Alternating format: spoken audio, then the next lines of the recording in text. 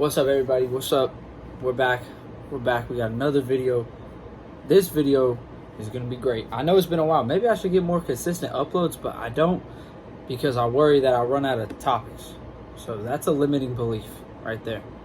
Oh, I'm running out of things to talk about. And that's the topic of today's video, limiting beliefs. What a good segue that was. All right, limiting beliefs. People have all of these beliefs in their head that are just like limiting them, you know? And I've read some books about like your subconscious mind, right? So like think of like the iceberg situation, you know, where you see like a little tip, but underneath the water there's this huge thing. So that's your conscious mind, like thoughts that you consciously think.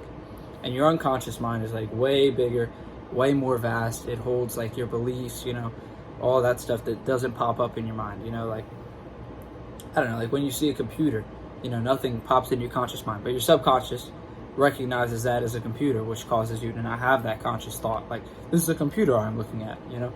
So your subconscious mind is a big deal. And what happens in your subconscious mind, for a large part, is because of what happens in your conscious mind. So what you think consciously goes on to go to your subconscious, which is stuff you don't think. All right, very basic psychology all over in the building tonight. So anyway. Limiting beliefs. People have these beliefs. I'll give an example. One I hear very often, because you know me, I'm always just talking to everybody, you know. Like you see me in the street, I go to the farmer's market, I go to the store, I buy something. I'm like, hey, how you doing? The cashier, like, you know, Chick-fil-A, I'm in the drive-thru. People are like, what is wrong with this guy? Because I'm just talking to everyone. I'm like, so, like, is that a lab coat? Oh, are you a pharmacist? Like, just, you know, talking. People are like, I could never do that, Oliver. I'm not a people person. That's a limiting belief, okay? Here's another example that I'll use and I'll explain. I'm not good with names. Okay, so the interesting thing with limiting beliefs is that just like an optimistic belief, you find evidence every day to confirm that belief. So let's say I believe I'm not a people person, right? I go out and I meet somebody. I already believe I'm not a people person, right? So I learn their name, and because I think of myself as not a people person, I will eventually end up forgetting their name. Okay, and now that I've forgotten their name, it serves as further confirmation to the fact that I'm not a people person. So now my belief that I'm not a people person is even stronger. Boom. Okay, hopefully you understood. I'll run through it quickly again. All right, meet somebody. I believe I'm not a people person. They tell me their name. I already think of myself as not a people person, so I go and I end up forgetting their name. Right, now that I've forgotten their name, my little idea of myself as not a people person is even further confirmed. Okay.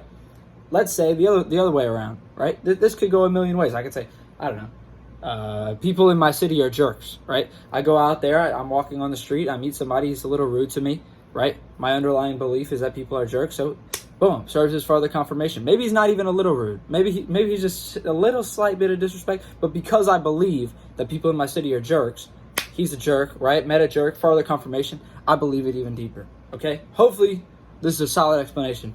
I think it is. Okay, let's switch that around. Okay, people in my city are nice, right? Or I am a people person, or I am good with names, right? Let's go back to the name example. I'm freaking wired off the caffeine. I love coffee. Okay, meet somebody, right? I think of myself as a good person with names. So meet somebody, learn their name.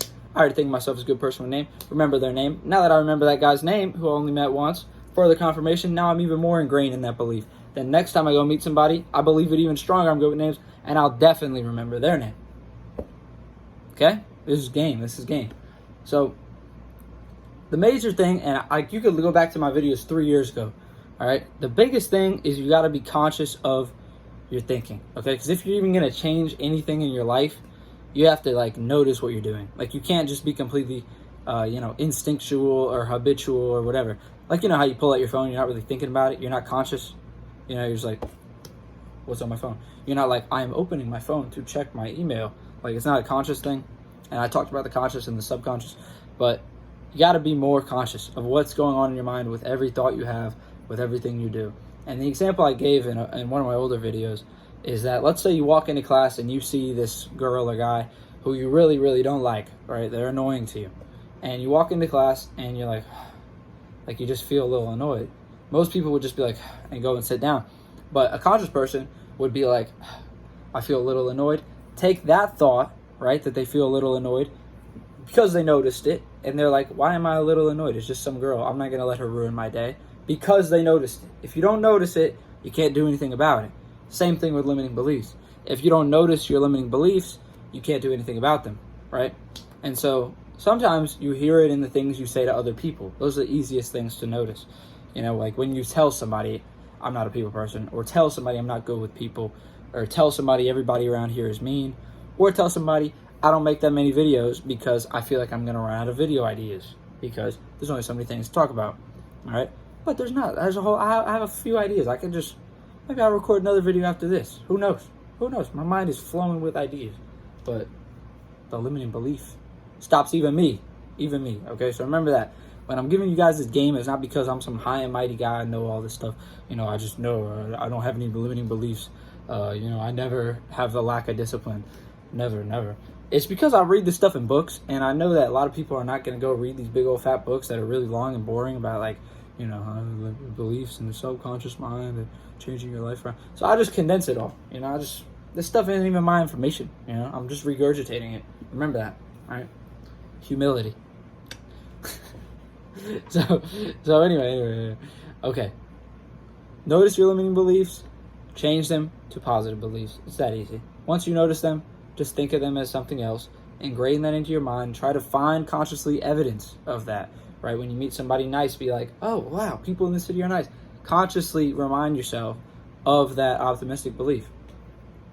And this is just going to make your life a lot better.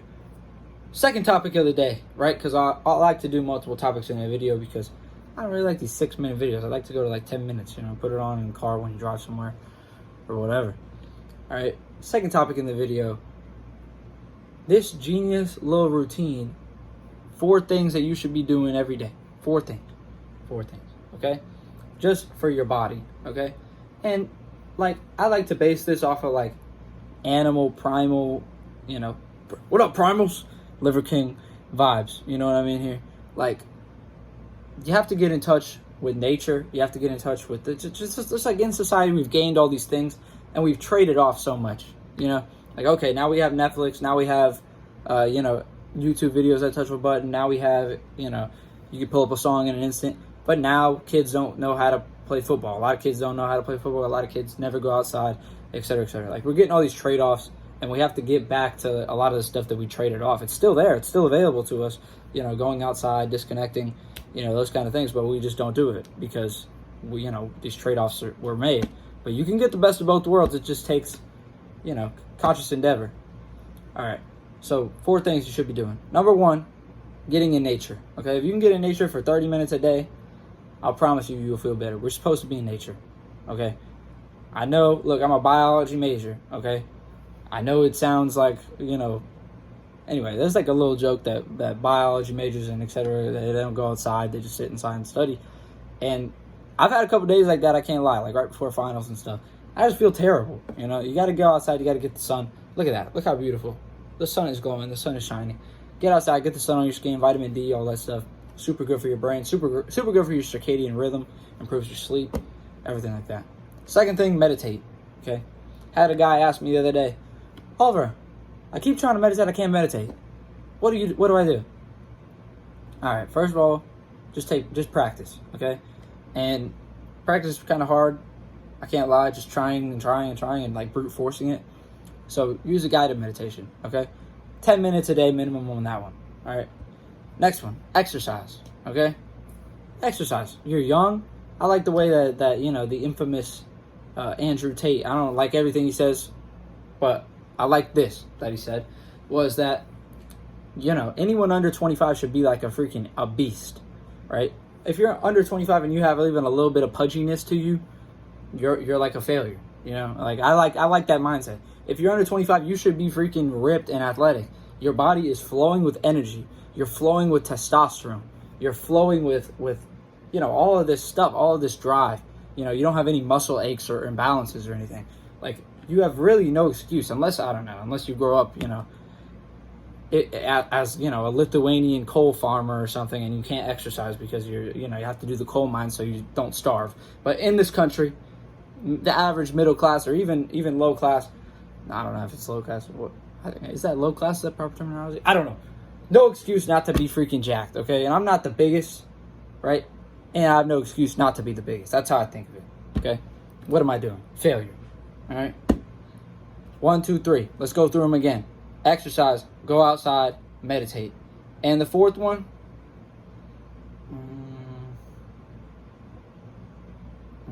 oh yeah, this one. This one is one I got. This one's just something I've been doing. All right, 30 minutes when you wake up, don't be on your phone. 30 minutes before you go to bed, don't be on your phone. All right, what does that look like? Literally, when you wake up, don't check it. Just get up, brush your teeth, take a shower. By then, it's already been 20 minutes. Right now, you just got 10 minutes. Go do whatever. Maybe start cooking your breakfast. You can look at your phone. It's not that hard, okay? But doing that takes discipline because, you know what? I'll explain the science behind this one. Your phone boosts your dopamine, okay? And decreases your cortisol. So, makes you happy, lowers your stress, right? What wakes you up in the morning is cortisol, stress. And when you wake up in the morning, you have no dopamine, okay? Because you're not happy, you're not instantly feeling rewarded for waking up. You're feeling with stress. You hit the alarm clock. It's the jolt of stress in your body that wakes you up. Once you wake up, right, your cortisol is here and your dopamine is here, right? Your phone reverses these, okay? So now your dopamine is super high and your stress is super low. That's no way to start your day. You're throwing off your natural hormone signaling already, right? And then now that your dopamine's here and your stress is here, throughout the day, what do you have to do? Your dopamine's going to go lower. You're going to be less happy immediately. And your stress is already low, so it's going to start going up. So now you started your day unhappy and stressed. That's what your phone does to you. Boom, boom, shaka, laka, laka, laka. All right? And at night, same thing, all right? Well, not the same thing. But at night, everyone knows that blue light before bed is bad. I don't even need to explain that. So do those 4 things. Notice your limiting beliefs. Let's make it a great freaking summer, guys. I'm still uploading. I started this channel 3 years ago or more, right? During COVID. And I'm still going. That is how much I care about the people in the world, okay? You can like me. You can hate me. You can think my videos are stupid. I be myself. Fit check. Oh my god, damn, I'm looking big. All right, fit check.